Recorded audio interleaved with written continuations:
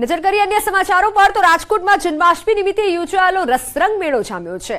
જન્માષ્ટમીના દિવસે મેળામાં મોટી સંખ્યામાં લોકો ઉમટ્યા હતા। જન્માષ્ટમીના દિવસે 3 લાખ જેટલા લોકોએ મેળાની મુલાકાત લીધી હોવાનું અનુમાન લગાવાઈ રહ્યું છે। 3 દિવસથી ચાલી રહેલા આ મેળામાં અંદાજે 5 લાખ જેટલા લોકોએ મેળાની મુલાકાત લીધી છે। રસરંગ લોકમેળાના આકાશી દ્રશ્યો સામે આવ્યા છે।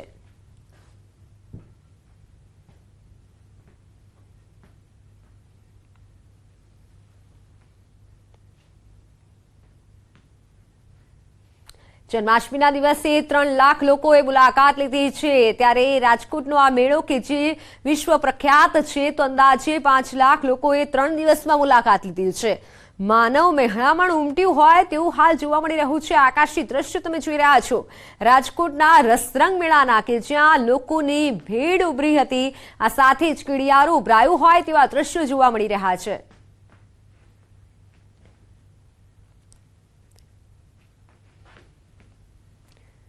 તો વાત હવે G20 સમિટની।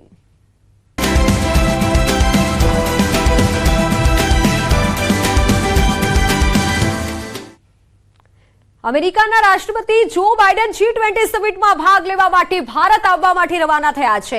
તો 9 અને 10 તારીખે દિલ્હીમાં પ્રગતિ મેદાનમાં અત્યાધુનિક ભારત મંડપમ કન્વોકેશન સેન્ટરમાં 18મી G20 સમિટમાં હાજરી આપશે।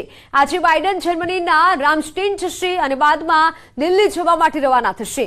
જો બાઇડન સાંજે 6:55 ભારત આવશે તો રાષ્ટ્રપતિ બાઇડન પીએમ મોદી સાથે દ્વિપક્ષીય બેઠકમાં ભાગ લેશે। સત્તાવાર આગમન અને સ્વાગત સમારોહમાં ભાગ લેશે। પીએમ મોદી બાઇડન વચ્ચે દ્વિપક્ષીય બેઠક થશે। બાઇડન આર્થિક સહયોગ બહુપક્ષીય રોકાણની તકો પર ચર્ચા કરશે। G20 નેતાઓની સમિટ વન અર્થના પ્રથમ સત્રમાં અને સમિટ G20 એક પરિવારના બીજા સત્રમાં ભાગ લેશે। આ ઉપરાંત ગ્લોબલ ઇન્ફ્રાસ્ટ્રક્ચર એન્ડ ઇન્વેસ્ટમેન્ટ પ્રોગ્રામમાં પણ તેઓ ભાગ લેશે। તો G20ના અન્ય નેતાઓ સાથે રાત્રિ ભોજન સાંસ્કૃતિક કાર્યક્રમનું પણ આયોજન કરાયું છે। રવિવારે G20ના અન્ય નેતાઓ સાથે રાજઘાટની મુલાકાત લેશે। રવિવારે દિલ્હીથી વિયેતનામના હનોઈ જશે। તો આ તરફ યુએસ પ્રમુખની સુરક્ષા વિશે ચર્ચા કરીએ તો બાઇડનની સુરક્ષા વ્હાઇટ હાઉસના ગાર્ડ્સના હાથોમાં રહેશે। રાષ્ટ્રપતિ પહેલા તેમના ગાર્ડ્સ દિલ્હી પહોંચી ગયા છે। રાષ્ટ્રપતિ તેમની હાઈટેક કાર ધ બીસ્ટમાં ફરશે।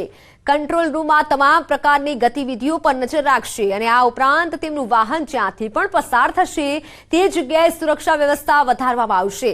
આસપાસની ઇમારતોમાં સુરક્ષા જવાનો તૈનાત કરવામાં આવશે। અમેરિકાના રાષ્ટ્રપતિ બાઇડનના પ્લેન એરફોર્સ 1ની વિશેષતાઓ વિશે જાણીએ તો એરફોર્સ 1 બોઇંગ 747-200B શ્રેણીનું વિમાન છે। એરફોર્સ 1 પ્લેન 3 માળનું છે અને તે કુલ 4000 સ્ક્વેર ફૂટ જગ્યા ધરાવે છે। એરફોર્સ 1માં હોસ્પિટલ, ઓફિસ, શૂટ, કિચન સહિતની ઘણી આધુનિક સુવિધાઓ ઉપલબ્ધ છે।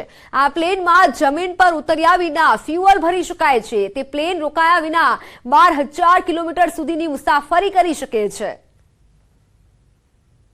અમેરિકાના રાષ્ટ્રપતિ જો બાઇડનની કારની વિશેષતા જાણીએ તો રાષ્ટ્રપતિ બાઇડનની ધ બીસ્ટ કારમાં 9 ખાસ સેફટી ફીચર્સ છે। આ કારમાં અકસ્માતની સ્થિતિમાં બ્લડ અને ઓક્સિજન સપ્લાયની પણ સુવિધા મળી રહે છે। તેમની કાર પર કોઈ વિસ્ફોટકની અસર નથી થતી। કાર એસ્ટ્રોઇડની ટક્કરથી પણ સુરક્ષિત રહી શકે છે। બંદૂકની ગોળી દરવાજા, બારીઓ અને વિન્ડશીલ્ડ સહિતની કોઈ પણ ભાગમાં પ્રવેશી શકતી નથી। જો કોઈ બહાર વાત કરતા હોય તો તેની વાતો કારની અંદર પણ સાંભળી શકાય છે। જો કોઈ હુમલાખોર નજીક આવી અને કારનો દરવાજો ખોલવાનો પ્રયત્ન પણ કરે તો હુમલાખોરને હેન્ડલને સ્પર્શતાની સાથે જ વીજ કરંટ લાગશે અને હુમલાખોરોથી બચવા માટે ધ બીસ્ટમાં સ્મોક સ્ક્રીનની પણ સુવિધા આપવામાં આવી છે। જો કદાચ કારનું ટાયર પંચર પણ થઈ જાય તો કાર સરળતાથી ચાલી શકે છે અને બારી કે દરવાજો ખોલ્યા વગર દુશ્મનો પર ગોળીબાર કરી શકે તેવી સુવિધા રહેલી છે।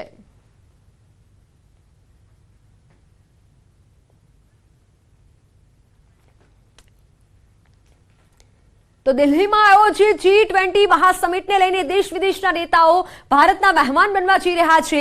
દિલ્હીમાં આ સમિટને લઈને સંપૂર્ણ તૈયારીઓ પૂરી કરી દેવાઈ છે, જેના હેઠળ દિલ્હીને દુલ્હનની જેમ શણગારવામાં આવ્યું છે અને આ સાથે સુરક્ષાનો પણ પૂરતો બંદોબસ્ત ગોઠવી દેવાયો છે। ન માત્ર દિલ્હી પરંતુ આસપાસની બોર્ડરને પણ સુરક્ષિત કરી દેવાઈ છે। આ સમિટમાં 19 દેશો અને એક યુરોપિયન યુનિયનને આમંત્રણ આપવામાં આવ્યું છે અને આ સિવાય 9 વધુ દેશોને આ સમિટમાં મહેમાન તરીકે આમંત્રિત કરવામાં આવ્યા છે। આ સમિટમાં યુકેના પીએમ ઋષિ સુનક, જાપાનના પીએમ ફુમિયો કિશિદા અને યુએસએના રાષ્ટ્રપતિ જો બાઇડન, ચીનના પ્રધાનમંત્રી લી કેયાંગ, યુએઈના રાષ્ટ્રપતિ મોહમ્મદ બિન જાયદ અલ નાહિયાન અને રશિયાના વિદેશ મંત્રી સર્ગે લવરોવ પણ ભારતની મુલાકાતે આવશે। બીજી તરફ સ્પેનના રાષ્ટ્રપતિ પેડ્રો સાન્ચેઝ કોરોના સંક્રમિત થયા છે, તેના કારણે તે G20 સમિટમાં ભાગ લેશે નહીં।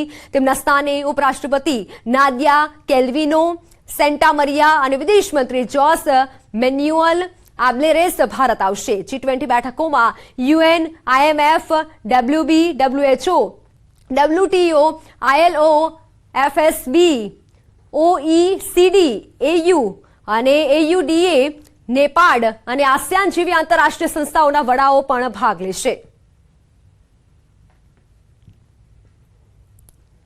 તો ત્યાર સુધીમાં કુલ 17 G20 બેઠકોનું આયોજન કરવામાં આવ્યું છે અને આ 18મી G20 સમિટ ભારતમાં યોજાઈ રહી છે, જેની થીમ વસુધૈવ કુટુંબકમ રાખવામાં આવી છે। ભારતની આર્થિક પ્રગતિથી લઈ વિજ્ઞાન અને ટેકનોલોજી, સ્પેસ ટેકનોલોજી અને સ્ટાર્ટઅપ્સ જેવા દરેક ક્ષેત્રોમાં વિકાસની ઊંચાઈઓ પર પહોંચવા માટે G20નું પ્રમુખ પદ એ સુવર્ણ તક છે।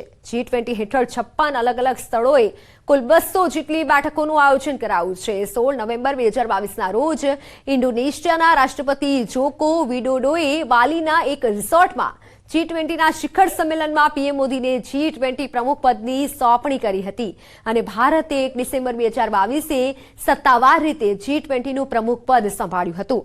તો ભારતમાં 30 નવેમ્બર 2023 સુધી G20 અંતર્ગત બેઠકો ચાલુ રહેશે।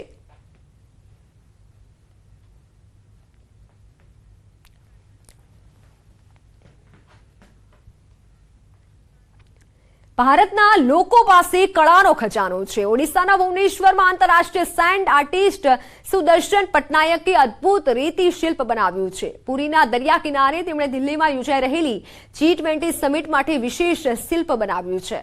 તેમણે આ શિલ્પમાં અમેરિકાના રાષ્ટ્રપતિ જો બાઇડન અને G20ના લોકો સાથે વેલકમ ટુ ભારત લખ્યું છે। પોતાની કળાથી તેમણે અમેરિકાના રાષ્ટ્રપતિના સ્વાગતની તૈયારીઓ વર્ણવી છે।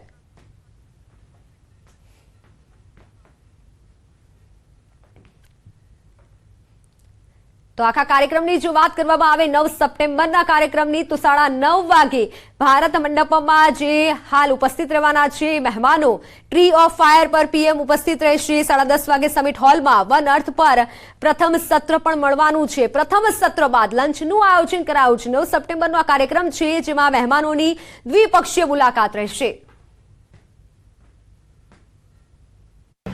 दुनिया का सबसे बड़ा लोकतंत्र भारत G20 की मेजबानी कर रहा है।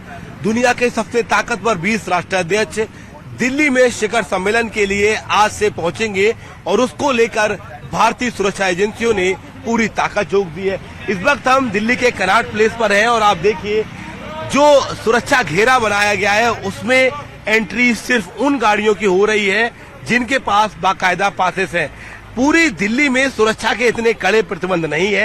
सिर्फ नई दिल्ली जिले में, ये दर्शकों को समझना होगा, नई दिल्ली जिले में जहां पर G20 का शिखर सम्मेलन होना है उस जिले में एंट्री के लिए विशेष प्रावधान किए गए हैं। कुछ इस तरीके से जिन लोगों के पास पासेस हैं उनको आज भी एंट्री दी जा रही है, बाकायदा चेकिंग की जा रही है और जिनके पास अगर पासेस नहीं है उनके लिए समस्या है, उनको वैलिड रीजन बताना होगा और उनकी एंट्री पॉसिबल नहीं है। क्योंकि नई दिल्ली जिले में G20 शिखर सम्मेलन प्रगति मैदान में होना है, ऐसे में सुरक्षा के आप देखिए 3 बैरियर बनाए गए हैं। पहले बैरियर से आपकी चेकिंग होगी, आपके पास पास होगा तब आप दूसरे बैरियर तक आएंगे और ये सबसे इम्पोर्टेंट बैरियर देखिए, इस गाड़ी के पास पास नहीं था तो बाकायदा इनको यहाँ से वापस किया गया है। जिनके पास पासेस नहीं है गवर्नमेंट के द्वारा जो प्रोवाइड किए गए हैं वो नई दिल्ली जिले में आज से 11 तारीख तक एंट्री नहीं कर सकते। ये आप सूचना एक बार पढ़िए। संपूर्ण नई दिल्ली जिले का क्षेत्र दिनांक 8/9/2023 को 5 बजे से 10/9/2023 को रात्रि 12 बजे तक पूरी तरीके से बंद है, यानी कि सिर्फ इमरजेंसी सर्विसेज के अलावा बाकी किसी की अब नई दिल्ली जिले में एंट्री नहीं होगी। इसके पीछे वजह यह है कि 20 ताकतवर देशों के राष्ट्राध्यक्ष राजधानी में होंगे। इस इलाके में उनके होटल्स हैं, प्रगति मैदान वेन्यू है, पीएमओ है और एयरपोर्ट का वो रूट है जहां से वो आएंगे। ऐसे में तमाम सुरक्षा एजेंसियों ने समन्वय बनाकर ये निर्णय लिया है कि इस इलाके में इन 3 दिनों तक किसी की भी एंट्री ना की जाए। सिर्फ और सिर्फ उन लोगों की जिनको G20 में जाना है या फिर जिनको इमरजेंसी सर्विसेज प्रोवाइड करनी है उनकी ही एंट्री होगी, नहीं तो प्रॉपर इस तरीके से आपको चेकिंग कर वापस लौटा दिया जाएगा। हालांकि दिल्ली पुलिस का ये भी तर्क है कि लगातार बीते कई हफ्तों से वो दिल्ली के लोगों को जानकारी दे रहे हैं कि सिर्फ नई दिल्ली जिले में जहां पर प्रगति मैदान में G20 का सम्मेलन हो रहा है वहां पर इस तरीके के प्रतिबंध हैं। दिल्ली में 3 दिनों का सार्वजनिक अवकाश है, ऐसे में लोग बेवजह घरों से ना निकले और अगर कुछ काम भी है तो नई दिल्ली जिले में जाने से आप अवॉइड करें। एम्बुलेंसेस को, इमरजेंसी सर्विसेज को, होटलों को, अस्पताल को, हाउसकीपिंग, खान पान इनको अलग रखा गया है, इनको इमरजेंसी में माना गया है, तो इनकी एंट्री अभी भी पॉसिबल है। यानी दिल्ली वासियों को ये जानकारी जानना बेहद इंपॉर्टेंट है कि पूरी दिल्ली में इस तरीके के प्रतिबंध नहीं है। दिल्ली के सिर्फ नई दिल्ली जिले में सिक्योरिटी बेहद हाई है और उसकी वजह भी है कि भारत दुनिया के ताकतवर देशों की मेजबानी कर रहा है। ये गौरवपूर्ण पल है और इसी को लेकर सुरक्षा बेहद चाक चौबंद की गई है। अगर आप यहाँ भी देखें तो सिर्फ बैरियर पे नहीं, पूरे दिल्ली जिले में आपको सिर्फ और सिर्फ पुलिस के जवान और मीडिया कर्मी ही नजर आएंगे। इसके पीछे बाकायदा सुरक्षा के पहलू बताए गए हैं और हमारा हर नागरिक इस बात को समझता है कि G20 हमारे लिए कितना महत्वपूर्ण है। ऐसे में सरकार, पुलिस और प्रशासन नागरिकों को से सहयोग की उम्मीद करते हैं। कैमरा पर्सन प्रकाश के साथ शिवम प्रताप, नेटवर्क 18 दिल्ली। तो हाल समाचारों में समय थयो छे विरामनो।